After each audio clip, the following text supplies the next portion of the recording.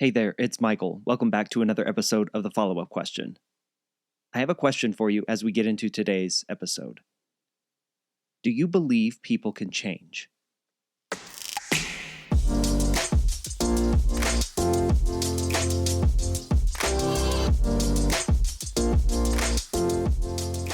Welcome to the follow-up question. I'm your host, Michael Ashford. Come with me on a journey as I explore how we communicate well. What we have been taught about communication and what has been modeled and incentivized through culture has left us in a place where we know how to exert our ideas and opinions and beliefs onto each other, but we miss the entire other half of conversation, the extraction. My aim with this show is to bring you perspectives and ways of looking at issues or topics that perhaps you haven't considered before, to teach you how to ask curious questions, how to seek understanding over certainty, how to listen and give space, so that ultimately you might become a better communicator. I'm a former journalist who believes everyone has a story to tell, and it's only when we ask questions and listen that we reveal what connects us as humans, our dreams, our desires, our experiences, our ideas, and what we stand for rather than what we are against.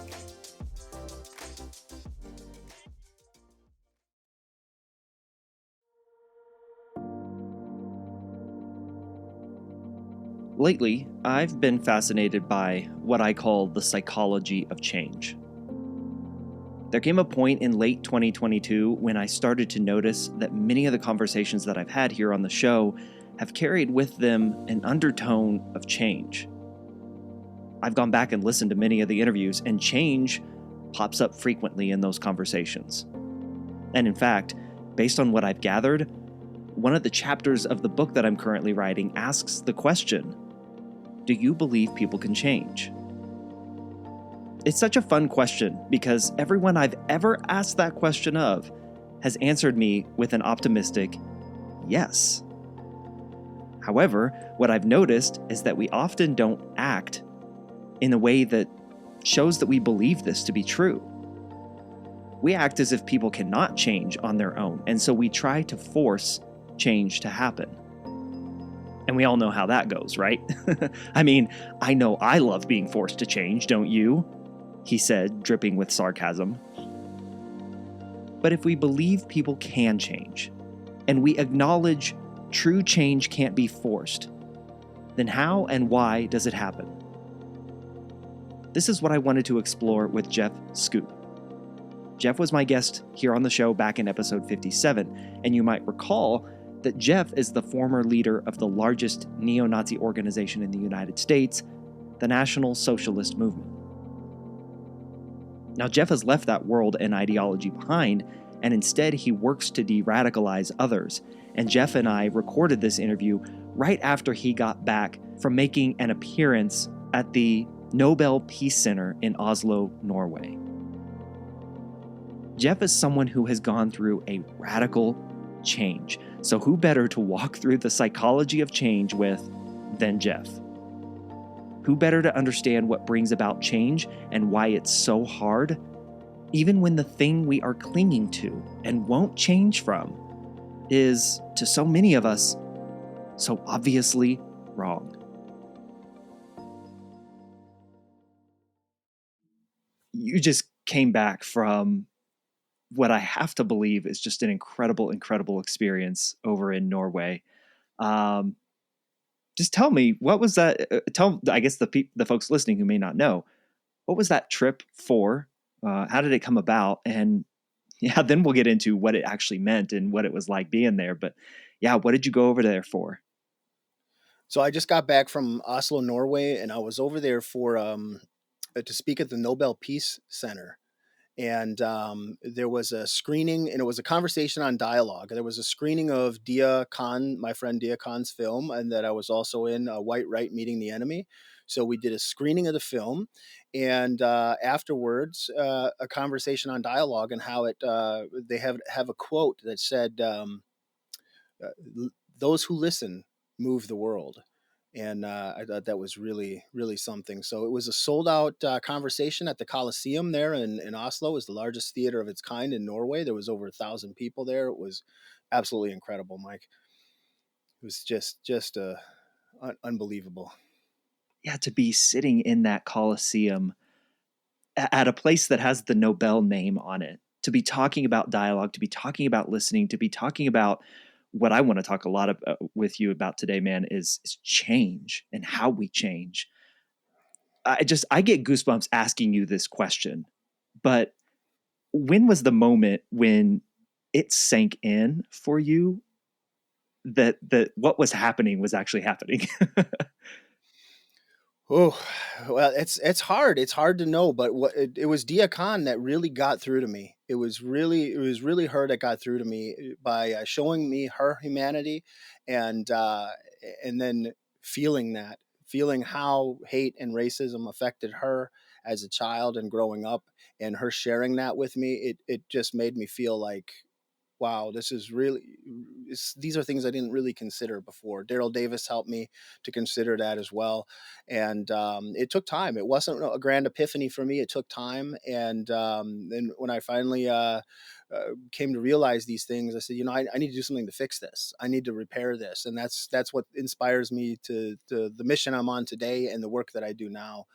Speaking out and trying to, help change things in the world, do something noble and truly honorable.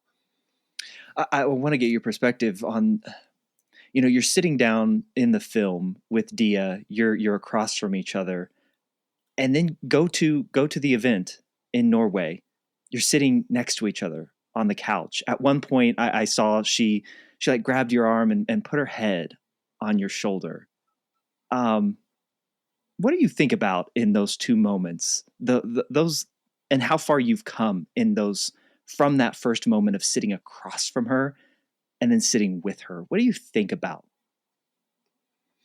Going from being the enemy, the literal enemy in the film, to being, she's like family. She is my sister, and a lot of people don't know this, but by at the end of the film, when we were done filming, and this is of course not in the film, but this took place when we were saying goodbye and we hugged each other, and I said, Dia, I want you to know you have a brother for life in me, and now she's my sister and I'm her brother, but at the end of by that time, at the end of the film, and she's like, we are not supposed to be friends. This is not supposed, this was not supposed to, no one would have expected that. And it's just incredible. It's so incredible. It's not something that I would have ever expected. And I'm so thankful and grateful, for having met Daryl Davis and Dia Khan, because they changed my life and, maybe saved my life in a lot of ways. And they inspire me so much to do the work that I'm doing now.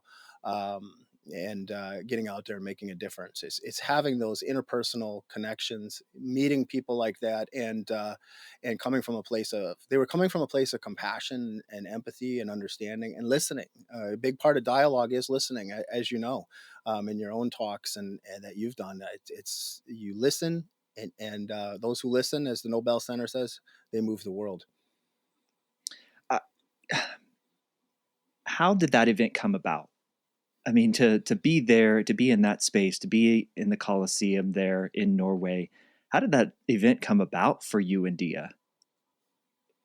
So Nobel had been doing some things about peace building, of course. That's what they do, and having dialogues and conversations. And they wanted to show a screening of White Right Meeting the Enemy, which is what we did there at the Coliseum, and then have a panel discussion afterwards. And I didn't quite answer the last part of your previous question, but how it felt sitting there.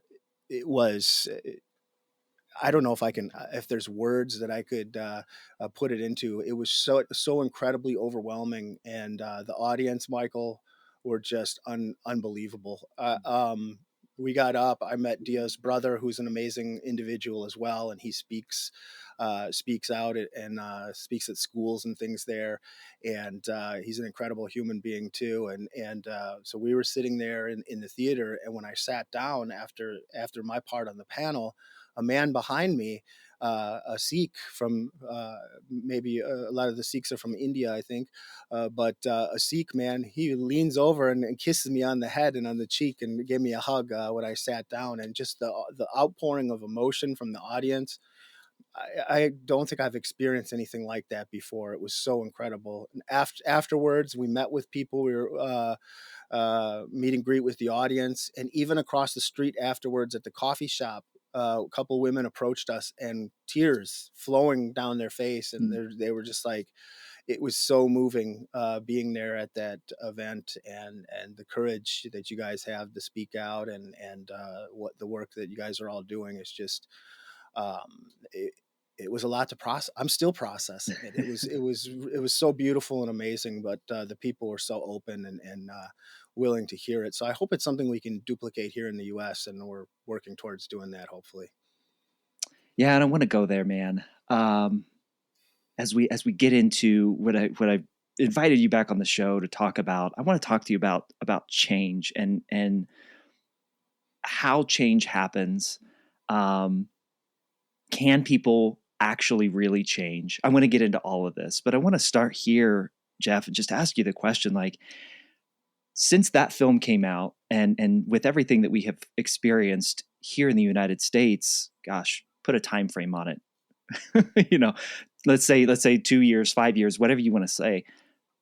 Is your message, is your transformation becoming harder for people to listen to accept, to believe is real? Do you feel, is it any different? Has it gotten any different? you know, there's that's a good question, and there is pushback. I've gotten pushback from the beginning. Where there's people that don't want to believe it, or that don't believe in change, or they're not ready to hear it. And I understand not being ready.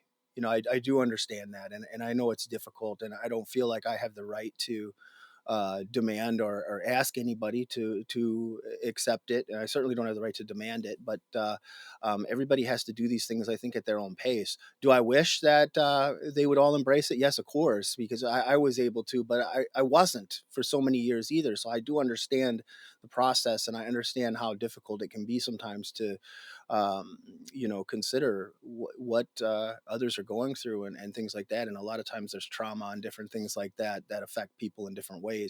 So being a farmer is not easy, and there's especially someone like myself that had so many years involved in it, and at the level that I was at, a lot of these people know me from, or have seen me in different things, on television or in person out there. Spewing this stuff. So I understand it. I understand it, but it is sometimes, it can be frustrating on a personal level. It can be frustrating, and when people ask, like, is it real, and that, it's like, my gosh, take a look at some of the things I've been doing for the last few years, and I don't do this for my own health. I do this because it's the right thing to do, and it's my way of being able to try to give back and repair some of the damage done by the life I once led. That notion of people not being ready to hear it, you kind of touched on it a little bit there, when you mentioned their own personal trauma just may not get them there yet. But what have you experienced as are the reasons? Let's go a little bit deeper there. What are the reasons you think people come up against a story perhaps like yours and aren't ready to have those conversations, or aren't ready to engage in the difficult, perhaps psychologically unsafe spaces that they may feel? What do you think is the cause and the driver of that? I think I mean, everybody's different. All of our brains work differently, and some people have a harder time processing that stuff. I've been honored with the opportunity to have met a lot of victims of extremism as well. People that have been through literal hell and back, and that are able to embrace people that were in that life. And there's incredible people out there in the world, and I don't even know if I could do this, but there's people that have forgiven killers that have murdered family members, and things like that. And it always, on one hand, it's baffling, but on the other hand, it's healing. In some ways for a lot of those individuals. So it's something that. I don't think any of us ever would know if we could do that, unless we were presented with that type of scenario. So, what people go through in their own lives and what struggles they have is something definitely to take into consideration for those type of things when people aren't ready to hear it. I can't speak for what exactly it is. for each individual, but for each individual it's something different. And I've heard that conversation, but the most meaningful conversations I've had were with people that victims of extremism, because then you feel their pain when they're sharing that with you. That's what reached me, is Daryl Davis and Dia Khan explaining to me how racism and hate affected them as children, especially how that affected. And it's like, wait a minute, what am I involved in? If it's doing this to people, if it's doing this to them, how many other people is it doing that to? And all of a sudden, that whole notion of I'm doing something good and noble is washed away, because now you see what the pain and damage it's causing the people on a very interpersonal level. Have you changed, Jeff? I asked that question kind of in jest, but the question I bet lingers out there, and you even kind of referenced it, that people don't believe you could have gone through the type of change and transformation that you've gone through. So I just want to point blank ask you, like, are you changed? I think so. I mean, I think 100%.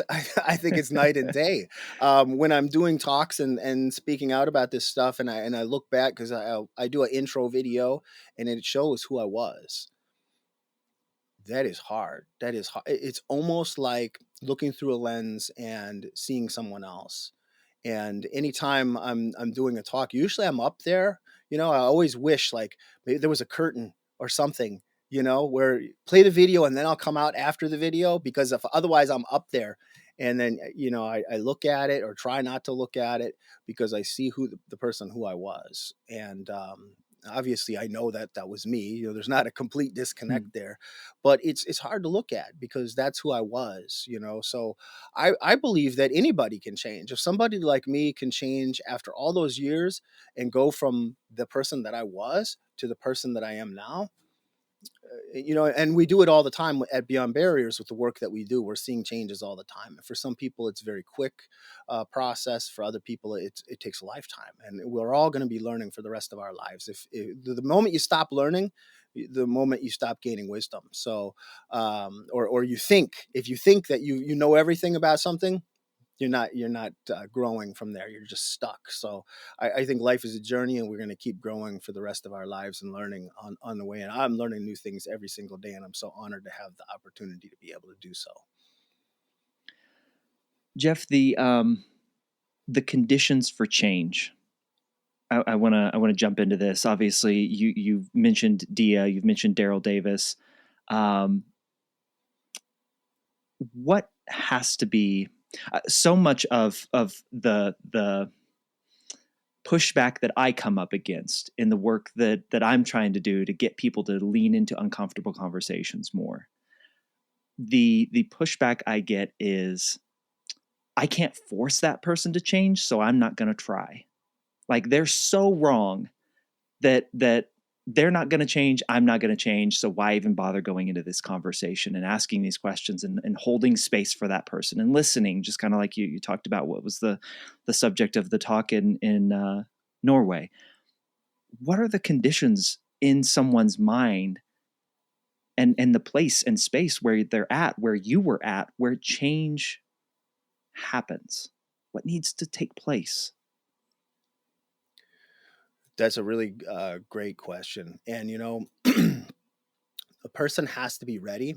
But even and I'll just use myself as using other people as an example is much easier, but I'll use myself as an example. um, I wasn't going into those talks with Daryl and Dia thinking that I was going to change, and they weren't trying to change me either. And they'll both tell you that if you ask them, that they Mhm. were not trying to change, they were trying to understand it. And you see in dialogue, everybody wants to be heard, everybody wants to have their say. And this is where the area for change comes in, is in those conversations. If both parties are willing to listen, we don't have to agree. Some of the stuff, especially where Dia Khan and Daryl were hearing for their films, were from racists and people that were saying terrible, hateful things right to their face. Like how hard is that, to be able to sit and listen to people spew that kind of stuff right in your face? And they just listened and then asked questions and questioned it. And in a way, It's not pushing back, because I think that's where the human nature part comes in. It's like you could do it with Democrats and Republicans. We're going to go into a room, sit these two people down across from each other. I don't like what he's saying. I don't like what the other person, back and forth, going back and forth, not liking what each other's saying, and be so on edge, wanting to get their point across. I'm going to be heard. I'm going to be heard. Where now neither one of them are listening. Their ears are shut off because they just want to be heard. But actually being open to having a conversation, even with somebody you disagree with. And it doesn't have to be politics, it doesn't have to be religion, it could be anything. That's why these kind of conversations are so important, is because we can reach people that maybe you would never ever be able to reach before. And it's not about changing their mind, but or making them, because you can't force somebody to change. And in the work that we're doing too, if we make somebody change, like if you say, hey, John over here, you're going to go to jail if you don't get out of the movement. John's going to say, okay, I'm out, I'm done. And he's not going to change up here. And he's Mhm. not going to change in here in the heart. And we want real change. You want them to understand what they're doing is wrong, to acknowledge it, to see it. And no one can make them do that. I can't do that. Daryl, Dia, you, none of us can do that. We can't make somebody change. We don't want to make somebody change, because it's not going to be real. It's not going to be genuine. We want real change. Real change comes from within. And if they start seeing what they're doing is wrong, because you've presented things to them in a way that's make them question it, that's where real change happens. That's how it worked for me. Is Dia questioned what I was saying. Well, what about this, Jeff? What about the things you're saying? Doesn't that affect all people, not just white people? She wasn't saying you're wrong or pushing back, but she was inserting those little questions. And even though at the time I'm spitting out answers, I had to think about it later that evening and go, why couldn't you answer her? Why couldn't you answer that lady? Why didn't you have a proper answer? Well, I didn't have a proper answer because I was wrong. And that took a minute to process, but once I did, then that started the journey. But so that's how it works, and we call that relational dialogue. I love that. I love that word, or that phrase, relational dialogue. How does someone get over the feeling of, I was going to say psychological safety, but I'm going to say psychological unfairness that I think people build up in their minds? How does someone get over the psychological unfairness of going into a conversation with someone they disagree with and not confronting them with facts and with their argument and their position to try and change their mind? That feels psychologically unfair. And to do what you just described, and to do what you do now in helping other extremists leave that life behind, what do we do to get over that feeling that this is not fair? They're wrong. I need to confront their wrongness with my rightness, and to not do that feels unfair, Jeff. Why? And how do we get over that? I think it's human nature to be, because it's like, something is wrong, so you want to tell the person, look, you're wrong. And Yeah. some people think shaming, or like, maybe if I shame them, or if I do this, or if I punch them, and that's an extreme answer, but the whole punch a Nazi thing was going on for a while, and Yeah. and it's like, Yeah. that doesn't work. I don't know one person that ever left from being punched. In fact, it pushes you farther into that echo chamber, that bubble that you're in. And it's the same way with arguing, to a lesser degree.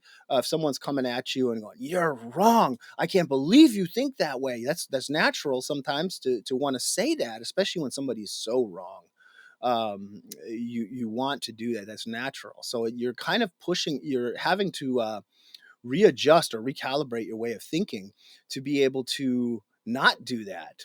To not say, hey, you're wrong, you're stupid, why do you think this way? I can't believe it, and shame them, or that sort of thing. That does not work. It absolutely does not work. It will push that person into defense mode, and you're not gonna you're not gonna reach them. You're not gonna reach somebody by yelling in their face. It's the same way with, we don't do that with our children growing up. We don't get nasty with them. We try to teach them. We try to say, look, this is why what you did was wrong, and not shame them or yell at them. And I'm not comparing adults to children, but that was a little example of how we can frame. It's all about framing and how we put it together.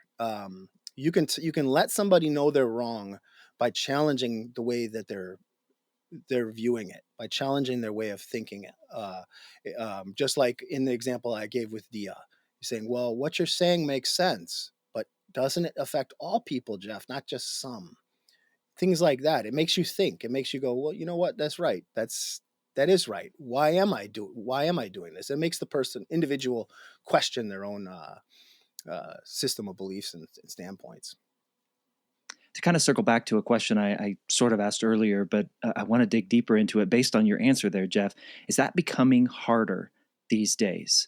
I mean, we all see Twitter these days. I know you're on it. I'm on it. We all see cable news. We all see these things in popular media. I'll just under that umbrella. Is that work? Is that message that you and Dia and Daryl are all working and fighting for? Is that becoming harder? It is.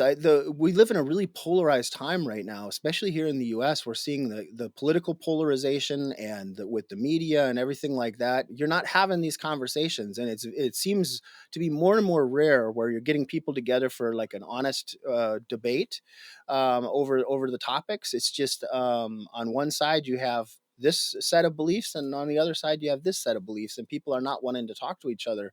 And just in the last few years, so I've seen it so much, um, not in my family in particular, but in most families, where someone will say, you know what, you voted for Donald Trump, I'm not talking to you, or you voted for Joe Biden, I'm not talking to you. And it's like, my gosh, is that where we're at as a people, as a nation, where we can't talk to even family members or longtime friends or neighbors because of who they voted for? Really?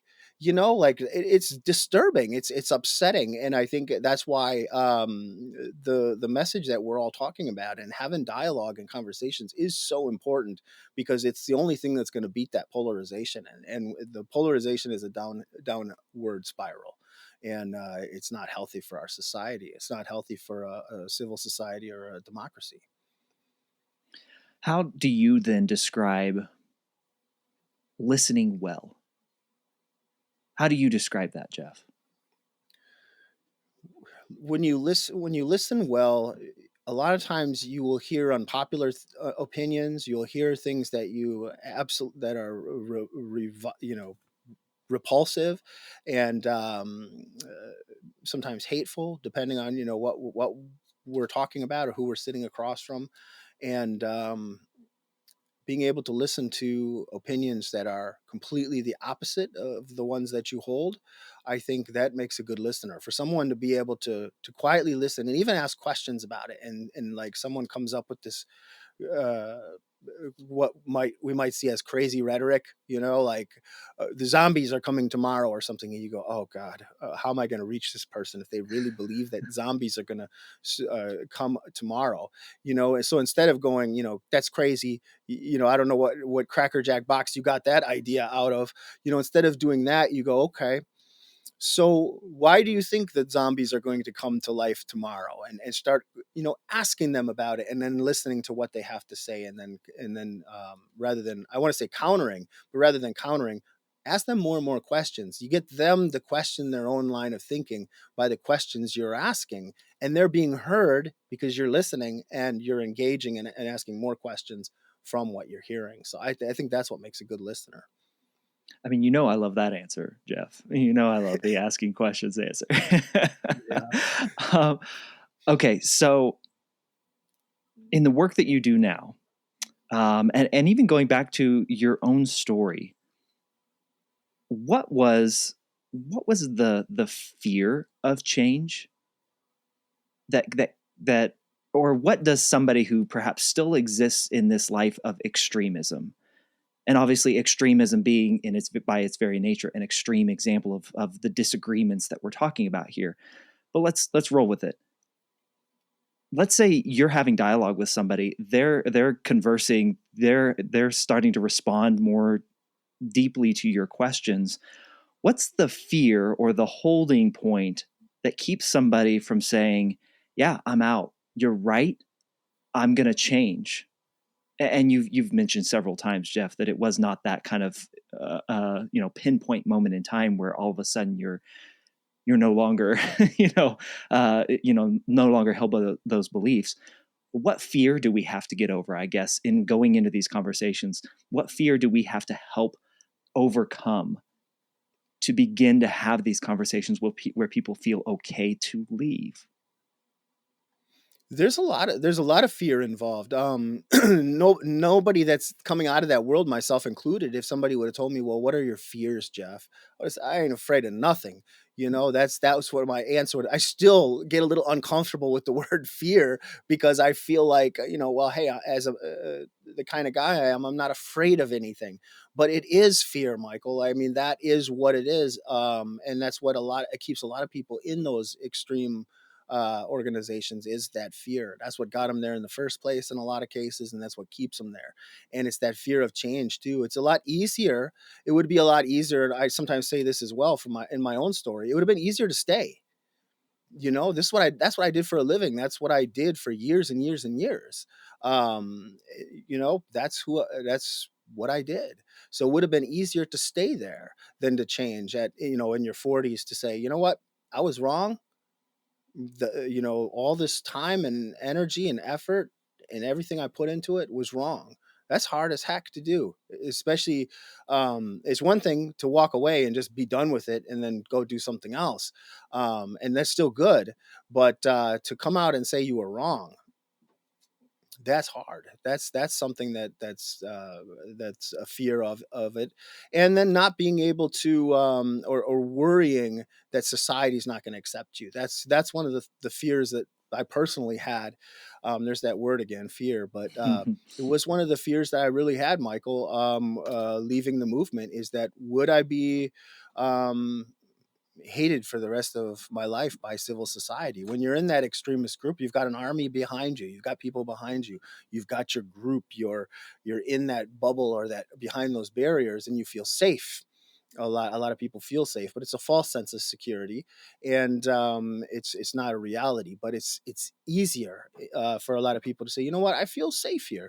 This is okay. I'm going to just stay here, rather than working towards that change and getting out of that life. So there's a lot of fears. I know one of the things that I struggled with at first was, like, I did this for so many years, will society ever welcome me back? And during that time period, when I call it my decompression process, where I was processing everything, like, why did I do this? What's next? And all that, I received a phone call from a person that I'd known for 20 years. And he says, I'm worried about you. What are you going to do? This is who you are. This is what you've been. He says, and I'll quote him. He goes, the Jews are going to hunt you down for the rest of your life for what you've done and being involved in this movement. They will always see you as that individual. And the difference is now, like, this is before I was speaking out, the difference now is that you won't have the army, this army behind you. You're going to be standing out there alone, and they're going to be basically coming after you. I mean, that was basically the gist of the conversation. And I was thinking, oh, this is not, I never verbalized anything like that. I never said anything like that. So this is someone that's in one of these groups that had those thoughts. And those were some of the thoughts that were going through my mind. Like, I kept telling myself, no, it's not like that. Society will welcome people back. People believe in second chances, and it'll be okay. But those were some of the fears that were in the back of my head, and it's something that, with a lot of the people we work with at Beyond Barriers that are coming out of that life, one of the most common questions they ask is, if I leave, and this is the extremist mindset. If I leave, do I have to become a communist, or do I have to become, the other extreme on the far left? And I said, no. At first, I was getting agitated with those comments. When I first left, I said, why do they keep asking this? But then I had to draw myself back. Jeff, you thought that too. You thought everybody that left had to be on the other extreme. There's no middle ground for these people. And you go, look, you can be on the left or the right, but don't be way out on the extremes. Don't be radical. Be somewhere here in the middle, or here right and left, somewhere where the rest of society is. Don't be on those extremes and don't think like that. So we walk people through that all the time and tell them, look, you don't have to do that. In fact, we don't want them to do that, because that's just that's not a de-radicalized individual. That's somebody that just flipped their form of extremism. One day they're a jihadi, then they're a national socialist, and then they're something else. So it's that's not a de-radicalized individual. So um, I trailed off a little bit on your question Yeah, there, but I no. think that answered part of it. What would you say now to that person who said, Jeff, you'll be hunted down for your beliefs for the rest of your life? Kind of the insinuation is that they won't stop until you're dead. Hmm. Um, if I can put it so Yeah. pointedly, what would be your answer now to that person? At the time, it just shook me up. I said, "I'm not. I don't want to talk. I don't want to have this conversation." But now, I would say it's not true. Look, I'm today. I work as a consultant with the Simon Wiesenthal Center, who are, for the people that don't know, Simon Wiesenthal was like the original Nazi hunter, and I work with closely with the Jewish community. I spoke at the Nobel Peace Center. Second chances happen. It is real, and no, you will not be hunted down for the rest of your life because you were involved in the movement. And there's people that we're working with that had just been in a few months. I was in 25 plus years, and look at where I'm at now today. So people can change, and if I can do it, and that's one of the reasons I speak out too, is because of how high profile I was before. If they can see that I was able to do this, there's no reason why they can't either. So we want to inspire others to make that change, and to show that it can be done. It really can. And that's not the way the world works. Of course, there's pushback, and there's always going to be people that don't believe in change, and that it's not easy, but it's worth it, and humanity is worth it. So we encourage it all the time. We see it all the time too, and that's what's so incredible. Yeah, that's wonderful, man. For the people that don't believe in change, or as Daryl Davis put it to me, a tiger doesn't change his stripes, a leopard doesn't change his spots, a racist is always a racist. Two of those things are true. The tiger and the leopard don't change, but the racist Right. can.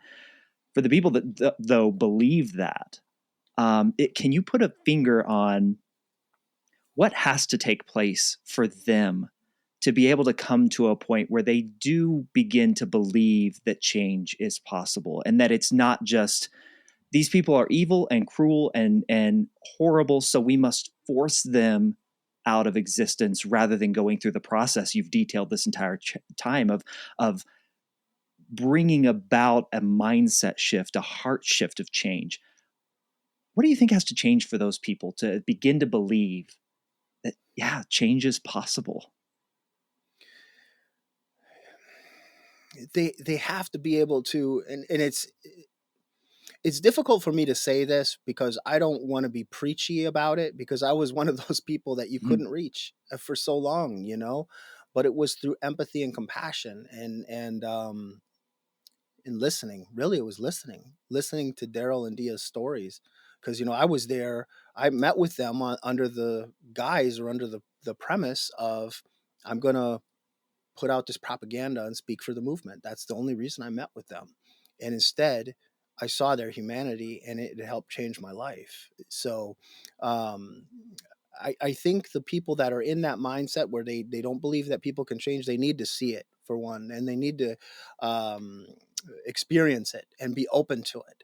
And also realize their own flaws in the process, because that's where it's at. I mean, that's the problem. I didn't recognize my own flaws in the process, my own flawed thinking, that brought me into the movement in the first place.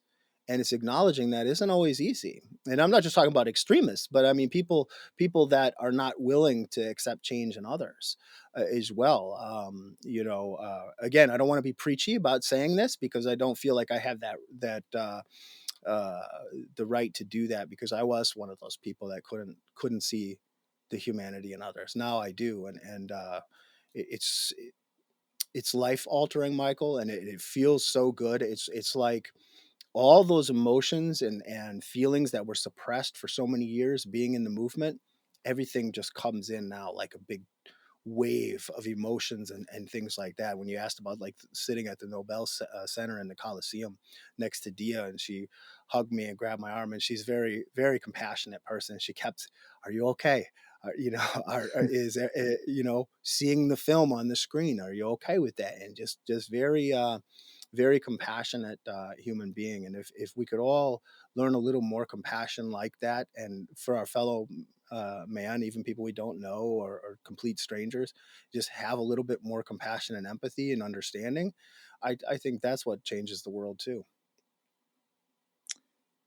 Jeff, you've used the phrase, and I've heard you use it dating back to our first conversation. I've seen you use it, in clips that you've posted across social media. You've used it here. See the humanity in others, and I want to dig into what that means and how that comes about. Um, when you say that, what what picture do you have in your head? Well, boy, that's a complex one to pick apart. I guess from an extremist standpoint, um, you the way you viewed people outside of your bubble or your echo chamber was, it was very dehumanizing. We didn't use those terms in the movement that we were dehumanizing, but that's what it is. It's not seeing them, it's not seeing their humanity. It's like, if someone pointed out like, um, things, like Dia did, and said, "Well, aren't other people experiencing these struggles as well?" You just, well, yeah, maybe so, but I'm not paying attention to that because they don't matter. They're not part of my group or my tribe. So it's very tribalistic thinking. And when you think in a tribalistic manner and you don't see the humanity in other people, then all of a sudden, you've separated them out, they're separate from you, they don't matter, and you break that down, and they should matter.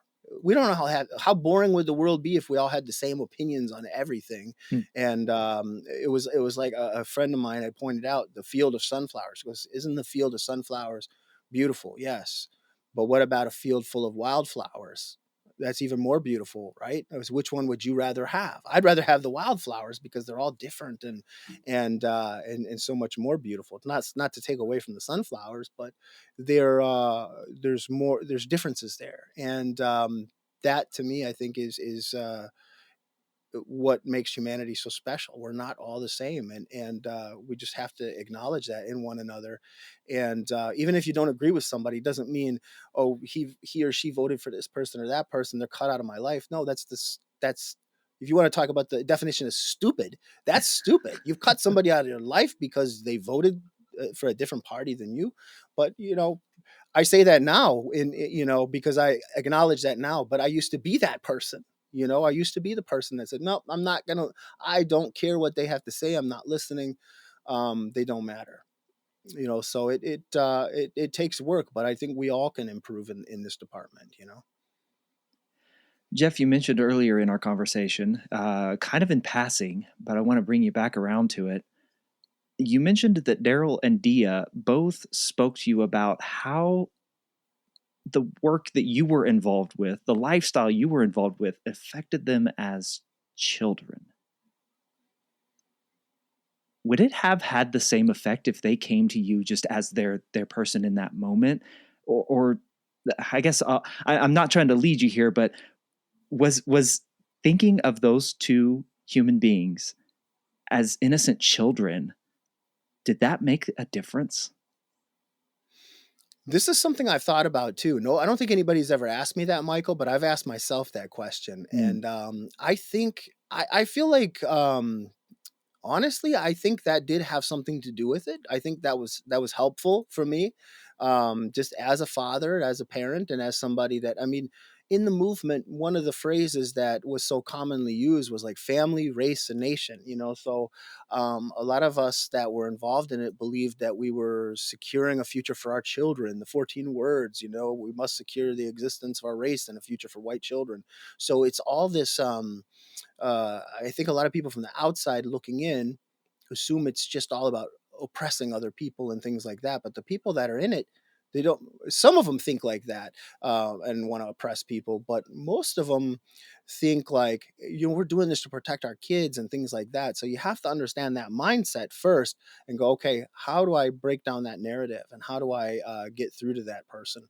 And in the case of Daryl and Dia, when they talked about how hate and racism affected them as children and shared those interpersonal stories and experiences, it was hard to it was difficult. Like with Dia, I felt like I could feel the energy or her pain. I could feel it in the air. It was like a vibrant energy. I could not just see it on her face, but I could feel it. And that was the end, beginning of the end for me. It affected me so greatly. So had they told shared experiences as adults, now in the work that I do now and people that I've met, I've heard lots and lots of stories, lots of experiences, and I've had the privilege and the honor to be able to meet so many victims of extremism and hate crime victims and things like that, and hear their stories over and over again. And it has a great effect on me now. It's horrifying. Um, but it's a really good question you asked, because I think for me, anyways, I think the fact that it happened to them as kids, that it helped me to connect with that. So I think there's something. I definitely think there's something to that, but I don't think it has to. It doesn't have to be that. But like I said, I ask myself that question Hmm. a lot Yeah. and wonder if they approached me from an adult standpoint, would it have had the same effect? I don't know. I guess that's the easy answer is I don't know for sure. I'd like to say it would, but I don't know.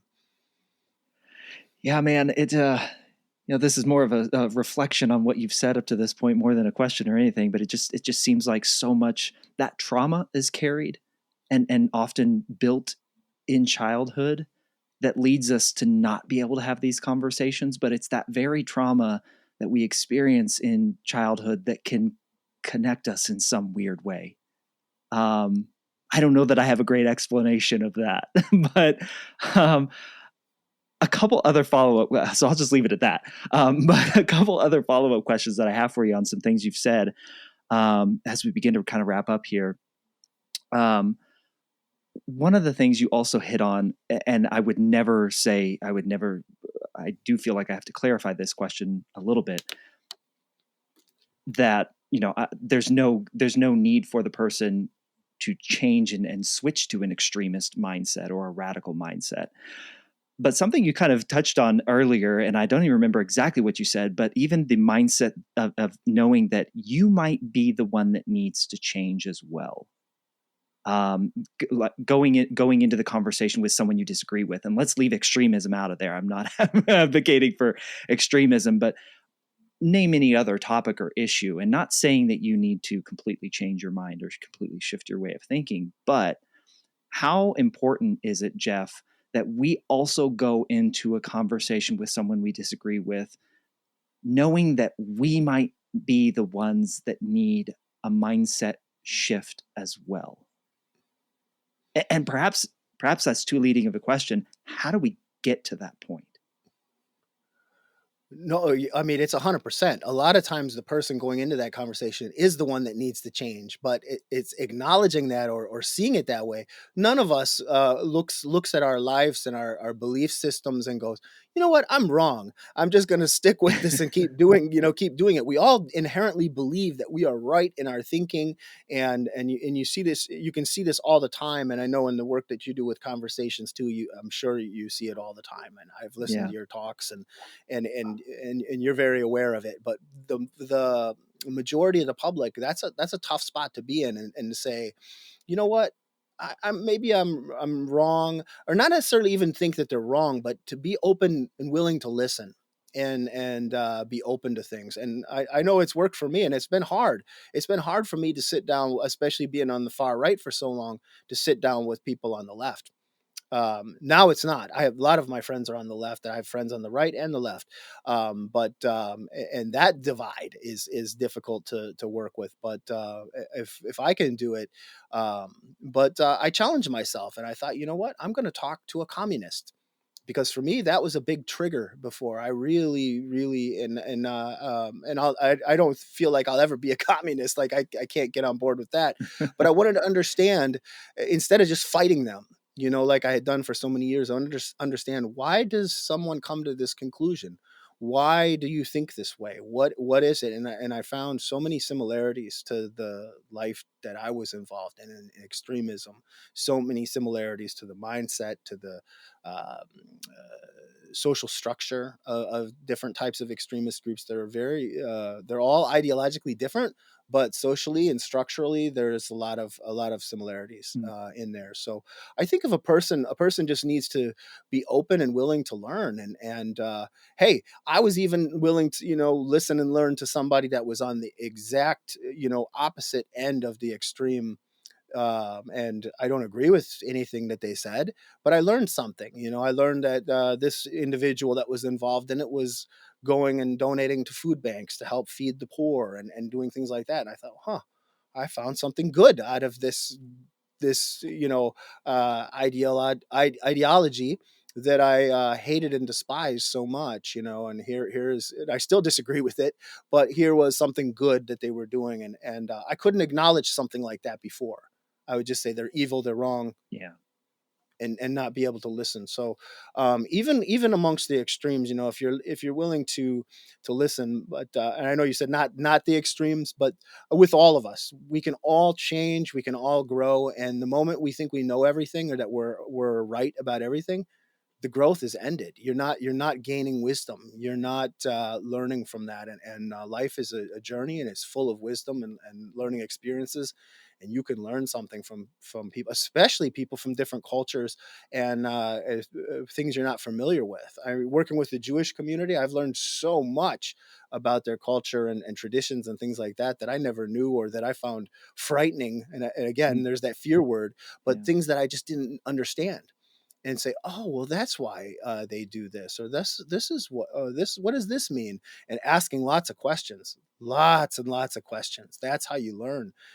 So I would challenge anybody that's out there that's trying to expand their repertoire and expand their mindset and their way of thinking. Ask questions, and listen. Even if you disagree, just listen to how they got there, why they think the way they think, and you might be surprised what you learn, because I think it's exciting, because you're learning things all the time. So be open.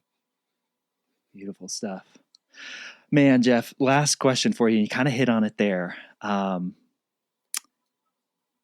You said one of the hardest things to do was not just to leave an extreme lifestyle behind, but to actually admit that you were wrong.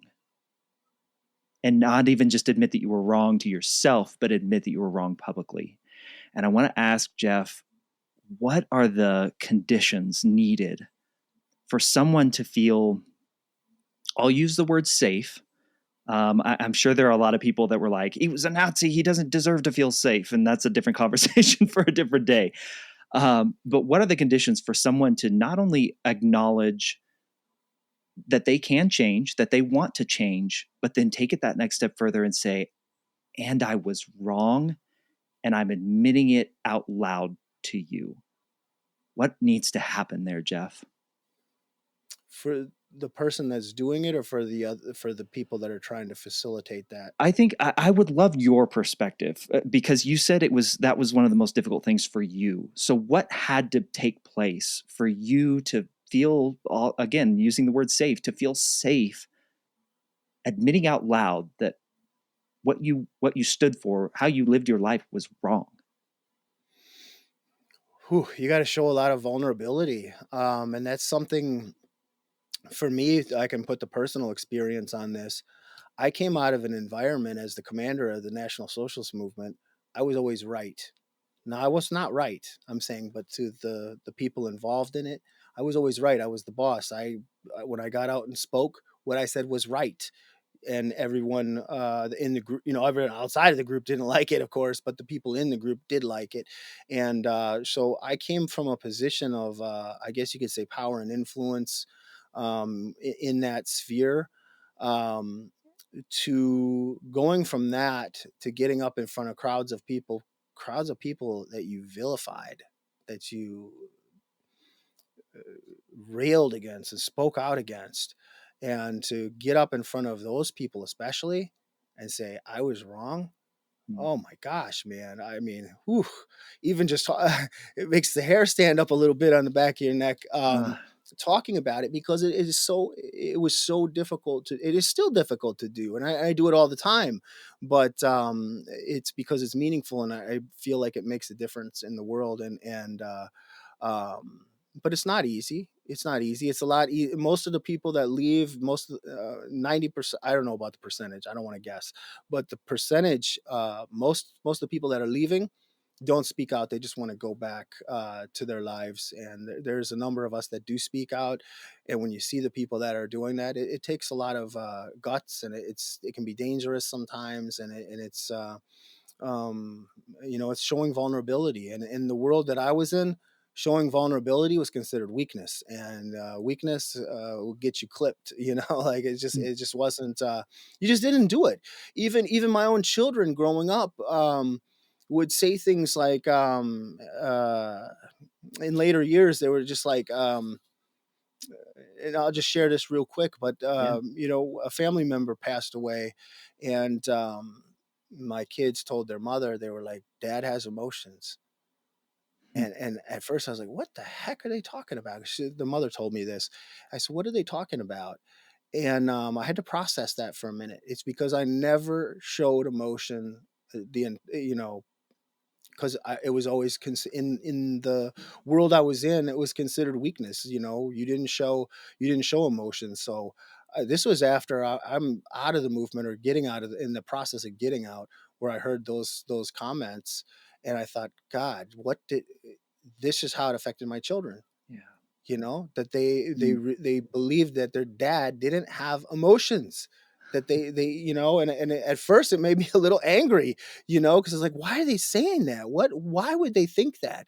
That was on me, because I didn't. They were right. I did not show emotions growing up. It doesn't mean I was mean to them or anything like that. I mean, yeah, we'd hug and all this kind of stuff, but it wasn't this. It wasn't right. It wasn't right, and that was the mindset that I was in for so many years. So that's when I talk about emotions now, and how I feel it, and empathy and compassion and all that. It's like 100 times stronger, because I missed it. It was gone out of my life all that time. So now I read energies, I feel energies. I'm a lot more in tune with that stuff than I ever had been in the past. And I've always read people, try to read people, but now I feel like I feel the energies, different energies that people give off. And I'm not getting way too esoteric here, but I could literally feel it, different energies from people, especially in this sphere now, in the human rights and civil rights sphere. When I'll meet certain people, and they'll just radiate positivity and good energy. And I really, I gravitate towards that now. I love it. It's incredible. Man, thanks so much for sharing that. That's really cool, man. Hey, Jeff, I know in our first conversation, I asked you the question I asked of all my guests, which is, what's a question you wish you asked more? But I kind of want to flip it as we end it here. What's a question that you would ask of the person listening right now that you want them to consider? Hmm. What's a question I'd ask? I'd ask them to consider the possibility of other things, and what other people might think, and to be open to it, and be open to listening. And that's really, and asking questions, just like you do on this show, asking questions, listening, and then asking more questions.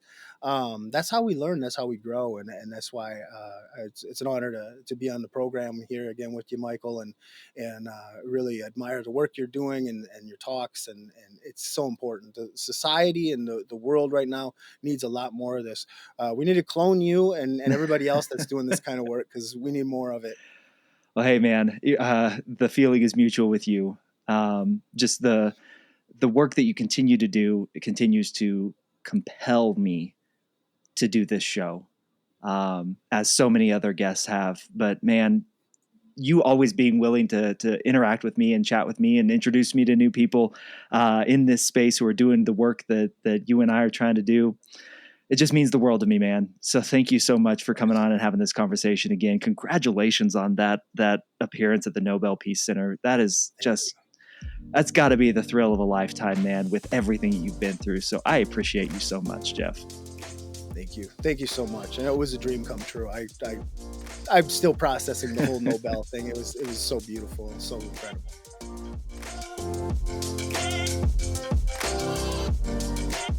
I can't thank Jeff Schoep enough for sharing his story with me and continuing to bring his wisdom and perspective into the work that I'm trying to do, and obviously the work that he's doing. It makes a difference. It needs to be heard. So please do me and Jeff a huge favor and share this episode with someone you know who might find some shred of value in listening to Jeff and I's conversation today. Share this episode with your own network and help us spread the good word about the importance of asking more questions.